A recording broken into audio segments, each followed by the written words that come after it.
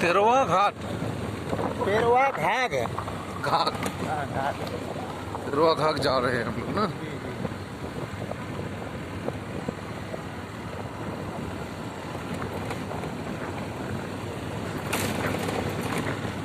जंगल में हाथी है?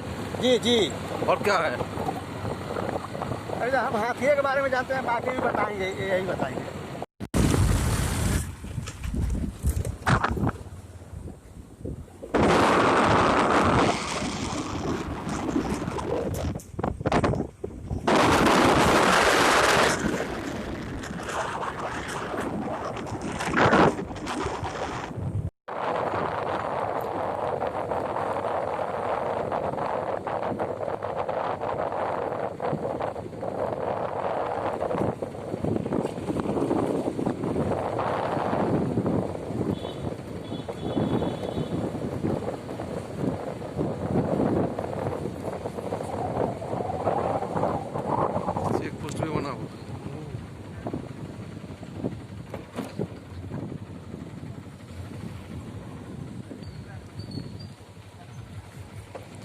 आगे पूरा जंगल है।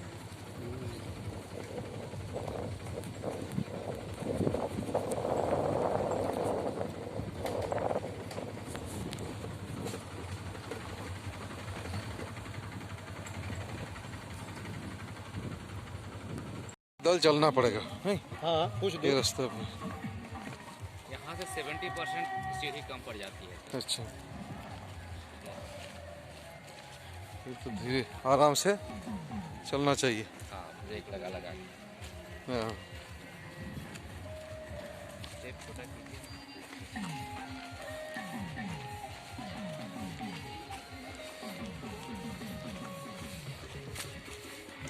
आगे हम लोग ऊपर से या नीचे? ऊपर कहाँ पर है? ऊपर पता है ना, वहाँ पर। वहाँ से फर्श देखना है। वहाँ से बाइक में जाएंगे। अच्छा, बाइक में चलेंगे। और इधर हम नीचे जा रहे हैं। अभी हम लोग नीचे चल नीचे चले। पानी है, फॉल है, वहाँ पर जा रहे हैं। पुल बना हुआ है, नाव जहाँ चलती है वहाँ जा रहे हैं। अब बोले हम लोग कहाँ जा रहे हैं? अभी हम लोग जहाँ पर पुल बनी हुई है, जहाँ नाव चल रहा है और जहाँ जल पानी का जमाव है जहाँ पर, वहाँ जा रहे हैं।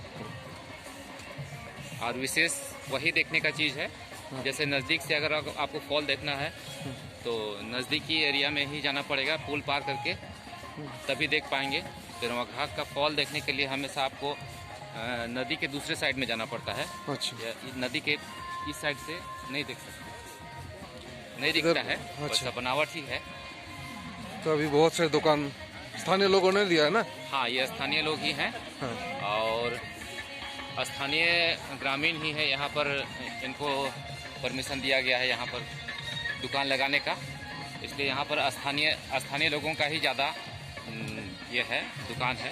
और बाहरी लोगों का दुकान अभी तक नहीं आ रहा है, इसलिए यहाँ पर जो भाव है, जैसे कि कुछ ग्रामीण उद्योग है, वो सबका सही भाव नहीं मिल पाएगा। उसके चलते इसको हम लोगों ने रोक लगाया है। यहाँ का एक लाइसेंस बना हुआ है, ट्रस्ट लाइसेंस बना हुआ है समिति के नाम पे, पेरवा घाट पर्यटन मित्र समिति बोल के, जिसका रजिस्ट्रेशन नंबर भी 367 है। अच्छा, 367 रजिस्ट्रेशन नंबर है। ये भी कुछ लोगों ने बढ़िया बना रखा है। ये DDC का परिवार आए हुए हैं। अच्छा, तो इधर पिकनिक का स्पॉट बहुत है, यही है ना? तो हम लोग अल्टीमेटली पहुँच गए ना?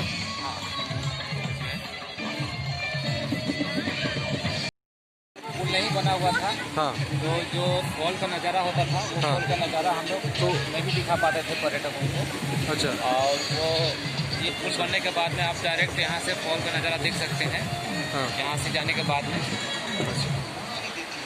पेरवा घाट नामांकन, इसका नाम कैसे पड़ा उसके बारे में पहले मैं बताना चाहूँगा। पेरवा घाट, पहले ये जो आप देख रहे हैं ये फॉल के ऊपर का जो पहाड़ है, ये पहाड़ पूरी तरह जुड़ा हुआ था और ये फॉल उसके नीचे से बहती थी। अच्छा। तो हुआ क्या, जब बरसात बहुत तेज होने लगा, उस समय पानी नहीं हट रहा था, उस समय ऊपर का पत्थर टूट के ये गिर गया। 1992 के पहले ये जो बड़ा बड़ा जैसे बोल्डर जैसा आपको दिखाई दे रहा होगा, ये पत्थर, ये बोल्डर वाला पत्थर सब नहीं था। ये बोल्डर वोल्डर तो जैसा पत्थर सब नहीं था। ये बोल्डर 1992 के बाद में बनी है। तो 1992 में ये टूट के ये पत्थर गिर के यहाँ पर तक बह के आ गई। और बह के आने का कारण है कि ये बहुत ज़्यादा फोर्स था। तो वही जब नहीं टूटा था उस समय कबूतर यहाँ पर अंदर में गुफा के जैसा था, उस गुफा में घोंसला बनाती थी। और स्थानीय भाषा में कबूतर को यहाँ पर पेरवा कहते हैं और ये तालाब को स्थानीय भाषा में घाघ कहते हैं। तो घाघ कहते हैं, तालाब को घाघ कहते हैं। तो घाघ पेरवा घाघ मतलब यहाँ पर कबूतर रहने वाला तालाब, उस आधार पर इस जगह का नाम पेरवा घाघ पड़ गया। ये है इसका सच्चा कहानी। और ये एक दैविक स्थल भी माना जाता है। जो बिरसायत हैं, बिरसायतों के लिए ये बहुत पवित्र स्थल है, क्योंकि यहाँ पर एक शिवलिंग है, प्राकृतिक रूप से निकला हुआ शिवलिंग है। जब जून महीने में ये फॉल पूरी तरह बंद हो जाता है, तब भी उस शिवलिंग में बूंद बूंद करके पानी गिरते रहती है। उसको हम लोग देखेंगे जब नाव में जाएंगे, उस समय उस गुफा में अभी भी पानी रिस रहा है। और वो पानी कहाँ से आ रहा है उसको तो हम लोग को भी पता नहीं है, लेकिन ये जब फॉल बंद हो जाता है तब भी वहाँ पानी रिसते रहता है बूंद बूंद करके शिवलिंग के ऊपर। हाँ बोलिए। पेरवा घाघ का सीज़न, जब पर्यटक आने का सीज़न शुरू होता है हम लोग का नवंबर से शुरू होता है। हज़ारों की संख्या में आते हैं और जनवरी पहुँचते पहुँचते तक लाखों का संख्या तक पहुँच जाते हैं। और कितने महीने तक चलते हैं? और ये डिपेंड करता है, वही मैं आप कुछ देर पहले बता रहा था कि यहाँ पर भांवर एक मधुमक्खी का ही एक बड़ा रूप होता है। वो भांवर जब तक छत्ता नहीं डालते हैं तब तक हम लोग चलाते रहते हैं, यहाँ पर सिक्योरिटी देते रहते हैं। यहाँ स्थानीय ग्रामीण यहाँ पर मदद करते रहते हैं पर्यटकों का। और वो भांवर आने के बाद में हम लोग यहाँ से सभी को आने के लिए मना कर देते हैं, बोर्ड लगा देते हैं कि आगे भांवर आ चुके हैं तो वो खतरा हो सकता है, क्योंकि उसके चलते हम लोग 2-4 जन यहाँ पर अपने जान गंवा चुके हैं। इसलिए अच्छा। हम लोग आने से मना करते हैं। हाँ। अगर आप यहाँ पेरवा घाघ आना चाहते हैं रांची से, तो बाई ट्रेन आप आ सकते हैं। पोखला स्टेशन में उतरना पड़ेगा। रांची से पोखला स्टेशन में उतरना पड़ेगा। पोखला स्टेशन से उतर के बाई बस या फिर आप प्राइवेट कार भी ले सकते हैं या फिर ऑटो भी ले सकते हैं तुरपा तपकरा के लिए। और तपकरा तक आप आ सकते हैं, लेकिन तपकरा के बाद में आपको प्राइवेट कार लेनी पड़ेगी, क्योंकि यहाँ से ऑटो का कोई सुविधा नहीं है। मतलब पब्लिक सर्विस का ऐसा पब्लिक की ऐसा कोई भी गाड़ी अवेलेबल नहीं है। और अगर रांची से आना चाहते हैं तो रांची के लिए बस है सीधे तोरपा। तोरपा के लिए सीधा बस है, जो अभी ये डेट में 80 रुपया उसका दाम है एक टिकट का। पर हेड 80 रुपया लिया जाता है और यहाँ सीधा आपको तोरपा में उतार देगी। वैसे तो तपकरा के लिए भी बस है, रांची से सीधा तपकरा के लिए भी बस है, लेकिन तपकरा के आने के बाद में आपको प्राइवेट कार ही हायर करना पड़ेगा यहाँ आने के लिए। हाँ, रांची से कितना दूर? हाँ, रांची से लगभग यहाँ पर 84 किलोमीटर पड़ जाएगा। आपको तपकरा तोरपा पड़ेगा आपको रांची से सीधा 72 किलोमीटर, और वहाँ से 15 किलोमीटर, तोरपा से 15 किलोमीटर यहाँ पड़ती है। अगर कोई भी पर्यटक यहाँ पर आना चाहते हैं, पेरवा घाघ में आना चाहते हैं, तो यहाँ पर स्थानीय लोगों के द्वारा एक छोटा सा होटल भी शुरू कर दिया गया है, जिसमें आपको सादा चावल सब्जी दाल मिलेगा।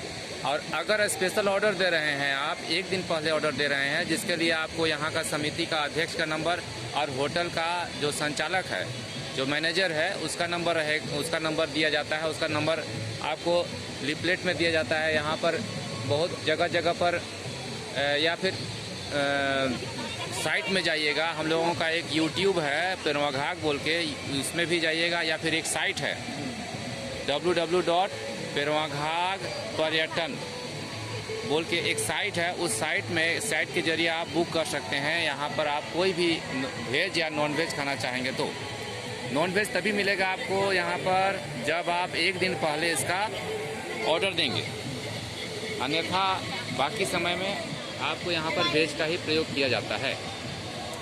और यहाँ पर चढ़ान बहुत ज़्यादा है, सीढ़ियाँ लगभग 280 स्टेप्स हैं। सीढ़ियों का 280 स्टेप्स है। 280 स्टेप्स में अगर कोई सामान उतारने के लिए या फिर चढ़ाने के लिए आपको मदद चाहिए तो समिति का किसी भी सदस्य को बोलिएगा, वो ऐसा मजदूर आपको हायर कर देंगे। और वो हिसाब से 50 किलो में 50 रुपया लेते हैं। किलो का हिसाब से आपको वो सामान को उतारते और चढ़ाते हैं। अगर उतारना हो तो 50 किलो का 50 रुपया लेंगे, चढ़ाने के लिए भी वही रेट 50 किलो का 50 रुपया लेंगे। यहाँ पर ग्रामीणों द्वारा बनाया गया स्थानीय तरीके से नाव बनाया गया है। इसको जब हम लोगों का डीसी मनीष रंजन सर थे तो उन्होंने एक आइडिया बताया था, क्योंकि उस समय हम लोगों के पास फंड का बहुत ही अभाव था। हम लोग ग्रामीणों के पास में फंड का अभाव था, तो वो बताए थे कि अगर आप शुरू करना चाहते हैं तो बांस और बल्ली के द्वारा ड्राम का एक नाव बनाइए, जिसका प्रयोग हम लोगों का यहाँ एक डैम है, याद नहीं आ रहा है अभी नाम उस डैम का, उस डैम में वहाँ चलाया जाता है। तो वो वहाँ से देख कर आए थे, वो आइडिया दिए कि आप ड्राम और बल्ली के द्वारा आप नाव बना सकते हैं।